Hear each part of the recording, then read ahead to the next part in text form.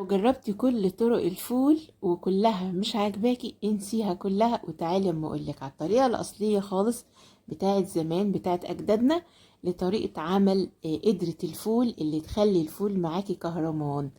أولا اختيار الفول مهم جدا، تختاري الفول البلدي اللي هو زي ده كده.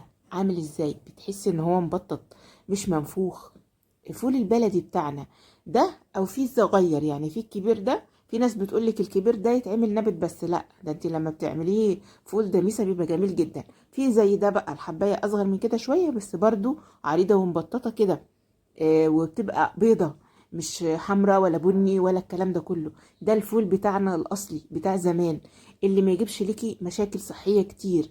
الفول ده لما تاكلي منه ما تتعبيش زي الفول التاني اللي موجود دلوقتي اللي هو المنفوخ الصغير ده، بيقولوا عليه فول امريكاني. اما ده الفول البلدي الاصلي. اول حاجه انا جايبه نص كيلو فول، وعلى فكره القدره يعني المكان التدميس بتاع المدمس بتاع الدماسه اللي بتدمسي فيها، لو بتاخد نص كيلو فانت ممكن تجيبي ربع كيلو كفايه علشان الاضافات اللي هنضيفها، علشان الدماسه تاخد معاكي الفول بطريقه كويسه، يعني الطريقه اقتصاديه كمان، بس هتخلي طعم الفول في حته تانية، هتدوقي فول زمان. اول حاجه ربع كيلو فول، تمام. هننضفه كويس ونغسله وهننقعه في شويه ميه دافيه. ومعانا كمان انا جايبه ده ربع كيلو من الفول المدشوش، هاخد نصه يعني 8 كيلو من الفول المدشوش. حابه تحطي زياده انت بقى ماشي براحتك، لكن هما دول انا بقسمهم على مرتين. يعني كيلو نص كيلو الفول ممكن ياخد ربع الكيلو ده. ربع كيلو خدته نصه. وكمان معايا ربع كيلو من العدس البتاع ده القمح. القمح الحبة الكاملة السليمة ربع كيلو هاخد نصهم، يعني 8 كيلو من القمح. وهحطهم مع بعض وانقيهم وانضفهم واغسلهم كويس جدا، وهنقعهم برضو في مية دافية. لو انت عندك اللي هو الحمص الشام، برضو هتحطي شوية قد دول كده، ربع كيلو وهتحطي نصهم، تمام. يبقى هنحط فول مدشوش وحمص الشام وقمح بالمقدار اللي انا قلتلك عليه. هنغسلهم وننضفهم وننقيهم كويس اوي، نغسلهم حلو اوي مرتين تلاتة بالمية. وبعد كده هننقعهم في مية دافية من بالليل لحد الصبح، او من الصبح لحد بالليل، يعني حوالي من 4 ساعات ل6 ساعات. هتحطيهم 12 ساعة مفيش مشكلة. النقع ده بيخلي المشاكل الصحية اللي ممكن تحصل من الفول والبقوليات عامة ما تحصلش معانا. كده احنا ايه، هنحط في مية دافية وهنغطي عليهم وهنسيبهم. ما شاء الله هتبص تلاقي الحجم بتاعهم تضاعف، وزي ما انت شايفة كده ده كده الصبح ما شاء الله حاجة زي الورد. هغسلهم وهدلق المية دي طبعا هرميها، وهغسلهم بمية نظيفة. وهنكمل معانا قدرة الفول بتاعتنا. هتعملي اروع واحلى فول عمرك ما دقتيه في حياتك قبل كده. هحط الفول، ماشي. هو انا حطيت عملت نص كيلو كله مره واحده، بس لقيت الموضوع كتير فرجعت بعد كده نقصته، تمام.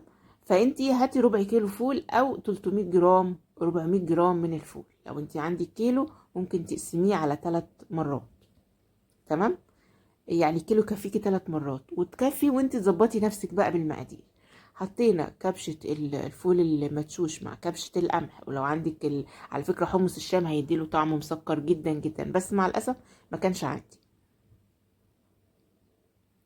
حمص الشام من الحاجات الجميلة، هتتخلي الفول بتاعك طعمه عسل، والخلطة دي برضو عسل. فأنا خفت لا يكون زي ما انت شايفة كده كتير، فمرضتش احط الكمية كلها. حطيت جزء من الفول الاول وبعدين جزء من الفول المدشوش والحاجات التانية الاضافات التانية في النص. وبعد كده هبدأ احط الجزء التاني عشان يبقى متقسم في الكل. وممكن تحطيهم كلهم في طبق واحد كبير وتقلبيهم على بعض وتحطيهم، ده يبقى احسن، تمام.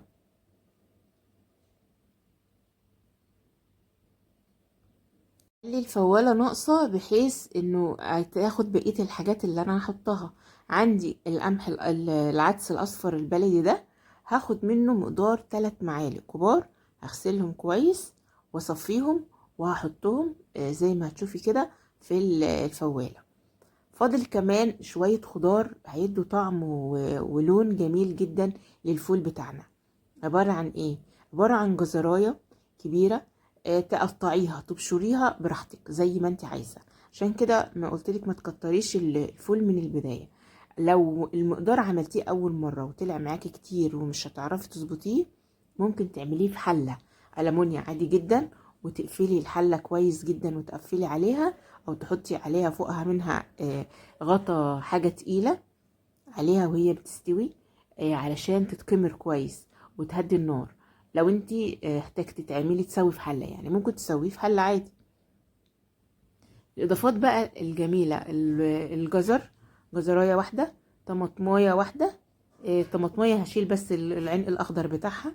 الجزراية هنبشرها او نقطعها زي ما انت حابة تقطعيها قطع او تبشريها، مفيش مشكلة، بس انا بقطعها افضل. حابة تحطي بقى وليمون، ده اساسي برضو، هنحط طماطمايه وجزرايه وليمون، وحدتين ليمون او واحدة ليمون زي ما انتوا شايفين كده. وديت زيادة هيبوظ لي الدنيا، مفيش مالوش لازمة، فهركنه على جنب.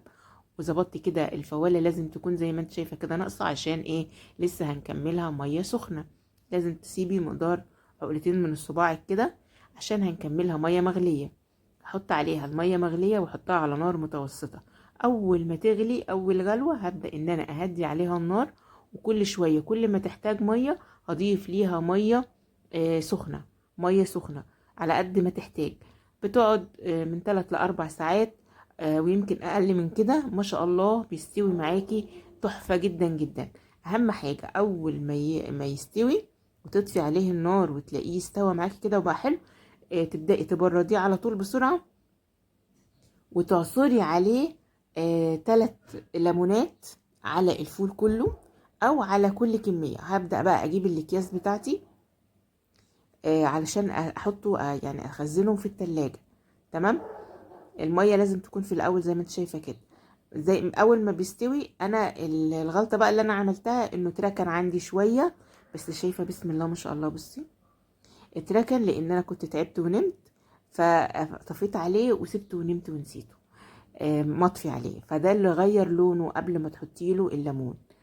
لو انا كنت عملته على طول كان هيبقى لونه جميل قوي قوي اكتر من كده. هو لونه حلو جدا، بس بقى فيه الاجزاء اللي فوق، اللي هو الطبق اللي فوق، جزء من اللي فوق اللي في الفوالة فوق اسمر.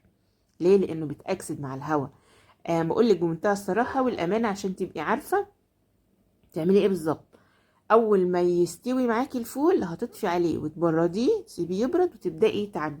ده بسم الله ما شاء الله، هو ده الفول الاصلي بتاع زمان، وهو ده طعم الفول الجميل بتاع زمان. لو اي حاجة من الحاجات اللي احنا ضفناها مش بتحب طعمها ممكن ما تضيفيهاش، بس هما مع بعض كده بيعملوا كوكتيل صحي وجميل جدا جدا جدا.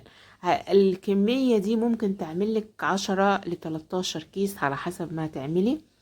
ممكن تحطي الليمون على كل كيس، تعصري عليه نص ليمونة، او الكمية دي كلها كده تعصري عليها 3 4 ليمونات. عصرة الليمون اللي انت هتحطيها فوقه دي هتخليه يفضل محافظ على لونه، وان شاء الله تسيبيه سنة في الفريزر. تيجي تطلعيه بشوية مية كده وتسخنيه في اي حاجة، يعني في طبق ألمونيا ولا حاجة، هتلاقيه كأنه لسه معمول دلوقتي حالا، وبألف هنا وشفا.